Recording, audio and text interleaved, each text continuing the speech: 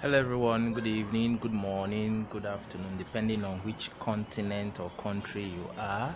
I believe for those in the United States it should be good afternoon, and for those in China I think it may be good morning or so. Anyway, straight to the point. If you look in my background, you can see some series of shoes. I have a sneaker here, I have an office shoe, and I have a fashion boot. Why am I putting all these shoes on display? Because I want to talk about marriage. You see, marriage is like a shoe. Let me repeat that again. Marriage is like a shoe. If you look at this shoe right now, you see that there are different things that make up the shoe. You have the body of the shoe, which is what you see when you go shopping. Then you have the sole of the shoe, the bottom part of the shoe, and then you have the tongue of the shoe, which is what is inside that many usually see, except you buy it and wear it. Now, marriage the same way is like that. There are three parts to any person that you meet. There is the body that you always see, which is what attracts you. There is the soul, which is the foundation, and then there is the tongue, which is the character. Now, when you as a lady or as a man go to find someone to settle down with forever, you should be on the lookout for these three things. So what is the foundation in marriage?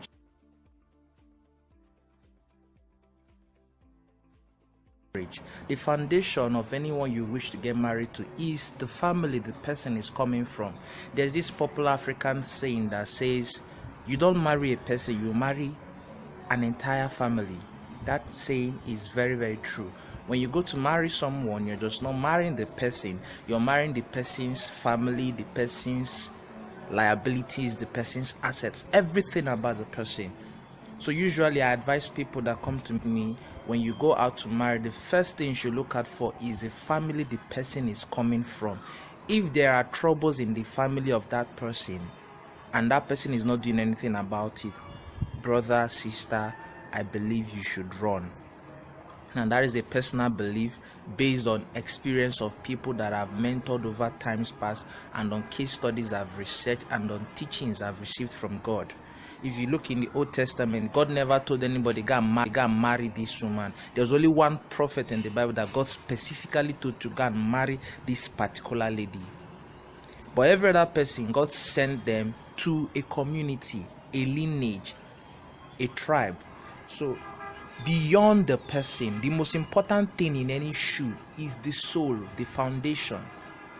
So in marriage, the most important thing you should look out for is the family the person is coming out from. Now, I'm not saying the body is not important.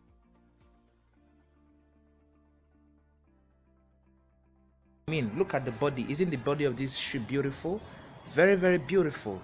So this body of this shoe now is the person that you see, that you get attracted to. The person's complexions, the person's manner of speaking, the person's financial level and literacy level, the person's advancements in life and things like that. That is the body. Very, very important. But it's not just about the body. One other integral part of marriage that people don't usually pay attention is the character. If you watch all through this video, you can hardly see the tongue in the shoe. That is because it's hidden. I kid you not.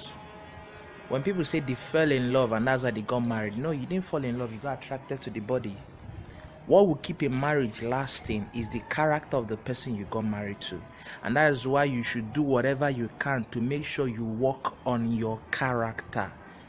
What is the ideal character? The Bible records it in the book of Galatians chapter 5 verse 22. The fruit of the Spirit. Notice it did not the fruits of the Spirit. He said the fruit of the Spirit.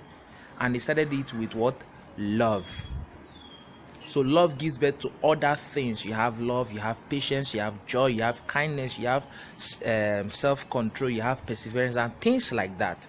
So when you meet someone, I kid you not, you need to spend time with the person. Discovering someone's real character takes a lot of time. Now, when I say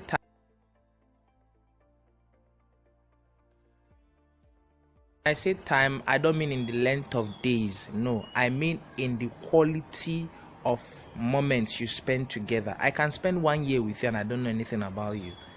I've done that with several people. But there are people that I meet, and in just 3 weeks, I already know so much about them, because I make sure that the moments I spend with them are intimate. Intimate does not have to do with touch. Intimate does not have to do with emotions. Intimacy just has to do with James 5:16. Confess your faults one to another. It has to do with you being real about who you are. All right? So never forget this. When you are getting married, or you're looking forward to that, I will soon get married in 2 years' time. So trust me, this thing I'm sharing with you, I'm also working on it alone myself. You have the character, which is the tongue of the shoe. You have the soul, which is the foundation of the marriage. And then you have the body, which is the physical things that you see on the person. You know, when I was discussing with God some time ago, he told me, look, young man, your character is settled. As far as I'm concerned, I've worked a great deal in your life towards that area. You are coming from a very good family foundation. You know, I'm an African, and in Africa, we take our foundation very serious. I had to do so many things spiritually in the place of prayer regarding my foundation, and it has been settled. But God said one thing is remaining, and which is the body, the physical things that people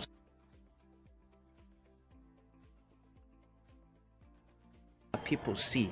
Now, God being so gracious, when you get born again, what he does is that he takes the future he has prepared for you and he puts it on your face. So when people that are mature in Christ, when people that are spiritually discerning, when they meet you, they don't address you based on your present status. They address you based on the future that God is showing to them through your personality.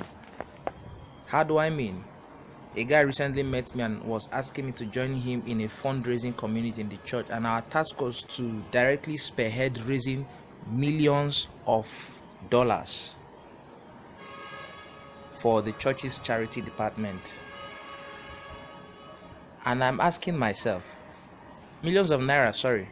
And I'm asking myself, don't mind me, I'm so used to dollars, you know.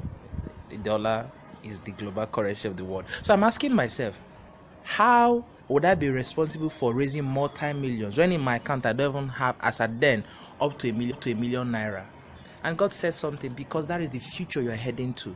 You'll be responsible for donating to charity millions upon millions for the spreading of the kingdom. And I said, wow. So I was addressing myself based on my present status, but he was addressing me based on the future God had shown him through my personality. So when people meet you and they're saying great things about you, and you're wondering, this does not correlate with what I'm seeing presently, don't worry, that is God helping you out. When people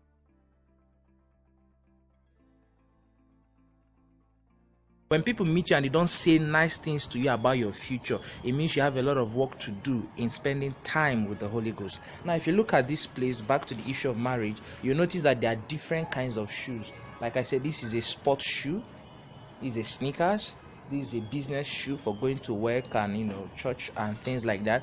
Then this is a fashion boot, and, you know, technically speaking, you can also use it as a work boot. Why are they different kinds of shoes? Same thing, they are different kinds of purposes. Your general purpose in life is what will determine the kind of woman that you marry, or the kind of man that you get married to. Now, God's main purpose for us in life is to give glory to him. I've heard so many people come and talk about this purpose thing. God's general purpose in life is for us to give glory to him. So as long as anything you are doing is giving glory to God, you are fulfilling purpose. But then there are individualistic purposes for each and every one of us. The chair's purpose is to give me comfort, but that comfort comes by it offering me a support when I am weak, or when I'm tired, or when I just want to relax. My house purpose is to give me comfort, but that comfort comes from giving me a shelter from the sun and from the harsh weather conditions around me. So your purpose, your individual purpose, is what determines the kind of person you're going to get married. So take, for example,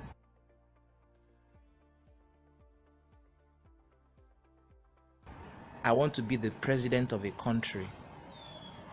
It means simply that I'm going to need to marry someone that also shares an ambition in bettering the country, not someone that is always dreaming of moving to another country.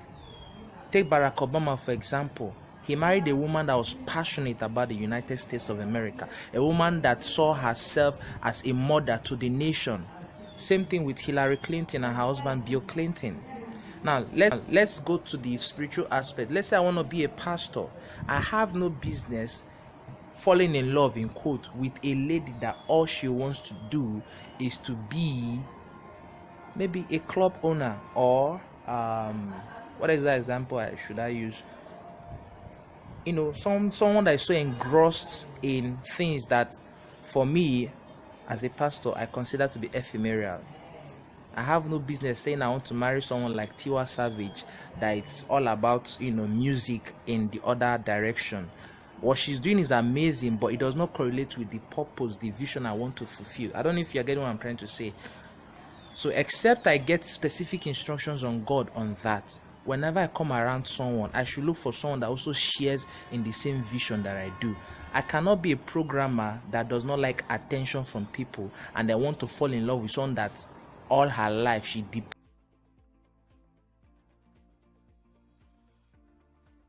on attention for joy. I will literally kill her morale when we get married.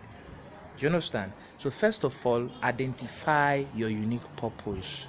Remember, God's general purpose for us is to give glory to Him, but then we have individualistic purposes, all right? So when you've discovered your individualistic purpose, which, believe me, except you have a very, very special calling in life, you discover it with time. Identify that first. Spend a great deal of time knowing who you are. It's only when you've known who you are that you can then go forward to now look for someone to chase that vision with you. Once again, my name remains Stephen K. Felix. I love you so much, and any comment you have, just buzz me with the comment and we'll discuss further from there. You can follow me on social media at just Google Felix Stephen Kelechi and you'll see me on Google, right? My books are out there, and just hit me up. I want to be your friend. I want to know more about you. God bless you. Have a wonderful day.